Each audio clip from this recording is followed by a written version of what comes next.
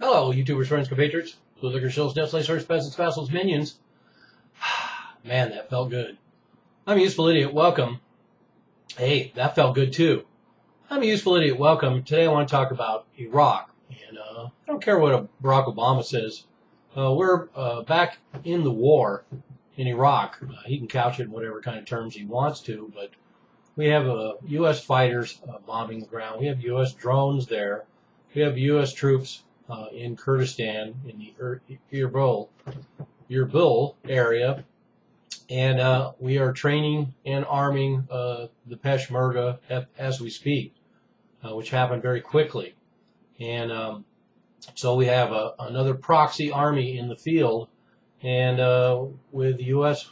Backup. That's a war. And Iraq says that it's a long term. It's not something they're going to fix in a few weeks, and that seems to be true. And that's another reason why it's a war. It's going to continue to go on, and U.S. involvement may not increase to any significant levels, but they're going to get everyone pretty used to these daily strikes. Pretty soon most Americans will be yawning next week when they hear about more U.S. fighter strikes on ISIS.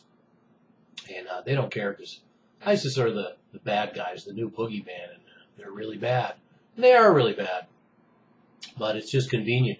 This is all working out this way. And that's one of the other things I want to bring up is that there's a method behind this madness for U.S. Policy in this region. It should be fairly striking to anyone. Look how quickly, first of all, that the United States has come to the aid of the Kurds. He left Maliki and the Iraq government out, hung them out to dry while ISIS drives on Baghdad, and had a hard time getting to the point where they were willing to sell some weapons to the Iraqi government. They wouldn't give them airstrikes. But here we have the first clashes, direct attack by ISIS on Kurdish-held territory, and threatening some major sites like the Mosul Dam. Now, all of a sudden, the United States jumps in, and not only that, very, very rapidly. I did a video about a week ago talking about airstrikes, and it happened the next day. And the video I did a week ago talked about them arming the Kurds, and they already have weapons in their hands as we speak, according to articles that have come out today. But another aspect of this that's rather striking, and as part of that observation, is that the United States is in Iraq supporting the Kurds, but the United States let the Kurds hang out to dry in Syria. And there was massacres. There was one massacre I did a video on, involved 450 Kurds. There's been mass kidnappings and rapes of Kurds in Syria. They're going on right now. And yet we don't see that in the headlines. We don't see the United States justifying their policy towards the Kurds in Syria the same way they are in Iraq. So that's pretty notable. And this big story that they're using as a cover of these poor 30,000 Yazidis trapped on this mountaintop, and they're milking it for all it's worth. And certainly when the events unfolded, it was a tragic event, and continues to be a tragic event, like all the incidents happening across Syria and Iraq right now. They're all tragic events. And this propaganda, the United States is turning it into propaganda, and this is obviously a huge propaganda war to get people massaged and softened up to prepare for more action in Iraq. And what I'm driving at is there's was 30,000 Yazidis trapped on this mountain. Apparently, most of them, upwards of 20,000 or more, have already escaped, and were actually escaped to Syria, and then were led back to Kurdistan, the Kurdistan region, by Kurdish troops. So I noticed Western media continues to milk the idea that there's 30,000 Yazidis trapped on top of this mountain. And now we also have the Iraqi government getting in on this, a la the Ukraine government, and all the other governments that want to have the United States intervene. We have Iraq now dramatizing and propagandizing all these horrible stories coming out of northern Iraq of what the ISIS is doing to these Yazidis. And I don't doubt whatsoever. In fact, I'm completely familiar with all the atrocities perpetrated by ISIS, and there's no doubt that a certain amount of atrocities have fallen upon these Yazidis. But the fact that they're focusing in on just this one ethnic group when the slaughter is encompassing everyone. You don't hear about the slaughter of Shias every day. And so anyway, the fact that this is being politicized and used as propaganda is actually rather distasteful. And then, of course, they're emphasizing all the horrible details that really get people going, talking about beheading children, raping the women, and everything else. But once again, that happened to a lot of Kurds in Syria, and nobody cared, nobody did anything about it. And all other pundits have already pointed out the irony that the United States is now in Iraq bombing weapons that they gave to ISIS in Syria and Iraq. So it's pretty easy to spot them when the United States wants to attack ISIS. They're just using U.S. Army equipment. So I'm sure that speeds things along.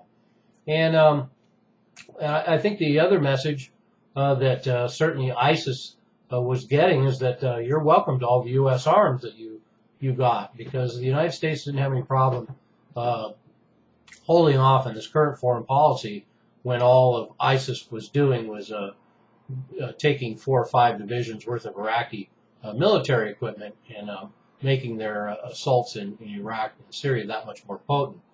So we don't go in there stop that. Of course, one thing we did do is sell a lot more weapons to Baghdad, so everybody wins there except for the Iraqi people. And and certainly they're welcome to all the weapons that we continue to give to ISIS in Syria. And all the more interesting that we support ISIS in Syria going after the Assad government, but we fight against ISIS in Iraq trying to topple the Maliki government. So that makes a lot of sense as well. And but now the U.S. can say it did something as well, and that will only keep the likes of Hillary Clinton and John McCain off of this for so long, off of the trail. And I want to mention too that Hillary Clinton, of course, is being despicable now, taking her pot shots about the reason why we have ISIS is because Obama didn't send U.S. troops into Syria, and of course that's absurd. But now she can second guess him. So when Hillary was running against Obama, he was scum of the earth and not ready to be president. Once she started working for him, he was the best president ever. But now that she's out of office and she wants to be the best president ever, she's willing to throw Obama under the bus. And so she's lining up with the likes of the neocons and John McCain. So that ought to tell you a lot about her right there. But so there we have it. Iraq is fair game for ISIS, and the United States is letting them hang out to dry. Although, interestingly enough, the Iraqi government is now helping the Kurds, and I think it's a little bit too little too late, providing some air strikes and providing them some ammunition. But now the United States is going to pour it in, and the Kurds are once again taking back territory that they had given up. And we also have a surge of Kurds coming in from Turkey and Syria as well to help bolster the Kurdish efforts in northern Iraq. And I applaud them, although once again find it rather interesting that the Kurdish group out of Turkey is listed by the U.S. as a terrorist group. But once again, we'll work with somebody that the State Department considers terrorists if it fulfills our short-term strategic and tactical needs. So there we have it. We have Iraq. The United States is at a war again, and this time we're going to be with the Kurds, and anything goes down in southern Iraq, and there is a reason behind this, and it certainly supports my view that the United States all along has basically been working towards an independent Kurdistan, and every gesture they've made, including up to now, seems to bear that out. They've only been paying lip service to the Maliki government. They're putting pressure on him now to resign, and so the United States is throwing in with the Kurds, and now everybody's lined up how much longer would it be until there's a free Kurdistan, especially if they end up taking on ISIS on their own terms. So, there we have it. New war. Well, actually, an old war just came back to the future. I'm Useful Idiot, don't you be one too.